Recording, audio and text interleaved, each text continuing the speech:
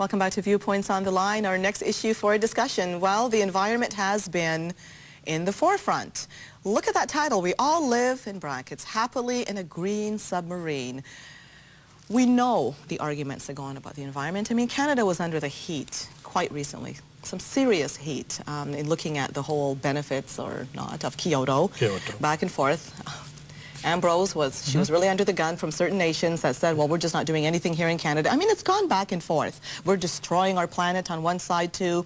Global warming is a natural phenomenon. I mean, it's been all over the place, and there's been pressure on governments to start paying attention to what's going on.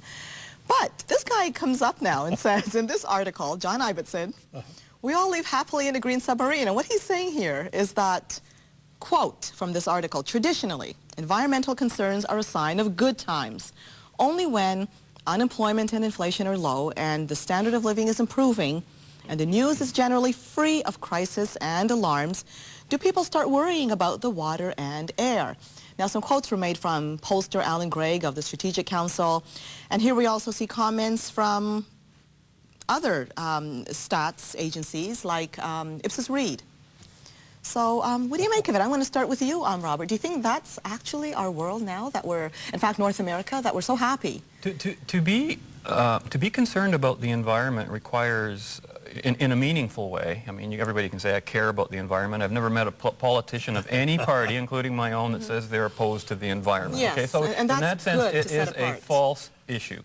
But in a meaningful sense, you know, if you're talking about the environment, I think one of the reasons that it's such a popular issue is that it's not something you have to deliver on in terms of any meaningful promises. You can say you care about the environment, and I'm doing these 2 or 3 tax credits, and we'll call it Kyoto, and everybody's happy, and we're going to measure our results by the amount of money we spend, not by any other meaningful... Well, the Liberals did nothing, and the Conservatives are you know, trying to unveil this Made in Canada plan. So really, over the years, we really haven't. We've heard a lot, but we haven't. That's absolutely true, and I think it's also true that you have to be a wealthy nation to do something about the environment.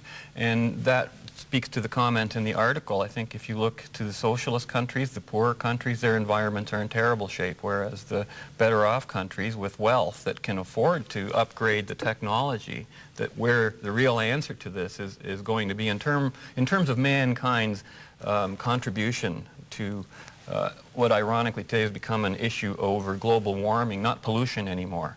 It's now temperature. Global, yes. And in fact, George Bush was actually criticized by many environmental groups for being less concerned about Kyoto and only banning poisonous sulfur things from the environment. I would think they'd be right in the forefront of going, yay, you know, we're going to actually get rid of things in the atmosphere that kill us. But that's not where they're at anymore. Now it's about temperature.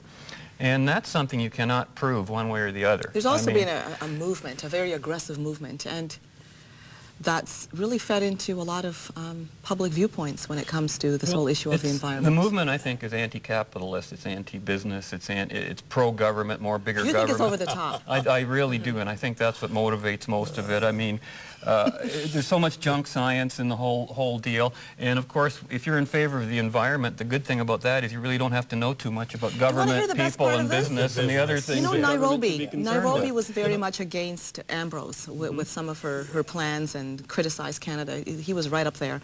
And guess what? A scientist from Nairobi came up and said in an article that we need to pollute the environment some more to create a shade between. So you saw that between the earth and the. I mean, here you go with some crazy ideas. Yeah, you know, let me give you a different perspective. Yes, let's hear it. An engineer's perspective.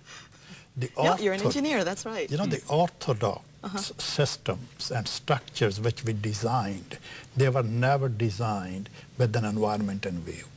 Interesting. It's only recently when we start talking about the environment, the engineers think about how much emissions we made and how we're going to do that.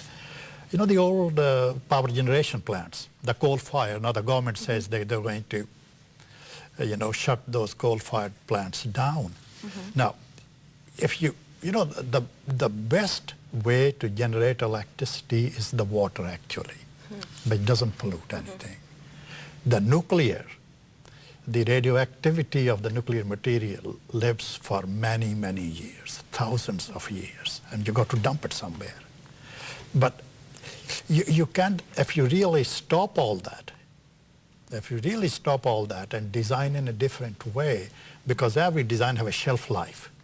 You can't design today and say, look, I've spent all that money, tomorrow I'm going to just throw it away. They don't. So if you do that, it's a long process. You got to start as early as possible, and you have to have a global perspective. Yes, and you know what, we're going to have to go for a break very shortly, but one thing you mentioned about that global perspective, it's also been shown that people don't think about it. I mean, they talk about it, but if it comes down to putting their money where their mouth is, they don't do it because they're not willing to spend more taxes to clean up the environment. If you look at hybrid cars, they haven't taken off in sales, and for people that bought them, articles came out, they were rather disappointed because they didn't make back their money on gas. That's right. So it ended up being a very individualistic issue. So it's just being talked about. Maybe Ibbotson once again has something very interesting to note. And the industry is very reluctant. Yes. Industry is very reluctant. Very much so. Manufacturing and all that. Yes. Extremely reluctant. Money, the bottom line. The money. And money if is you, the bottom if you really line. want to change climate, we've known how to do that for thousands of years. You cut trees or you plant trees. They're the planet's point, It's Robert. absolutely true. You can change the weather in short term and then in the long term say that you've changed the climate. But that's what has happened for thousands of years through civilizations. You know, the average tree, I was stunned to hear this, sucks up something like 120 gallons of water an hour. We have to go for a break, but I'll tell you, I love trees. I'm not a tree hugger, but I love trees. We're going to go for a break. When we come back, we're going to be talking about immigration issues. Stay tuned.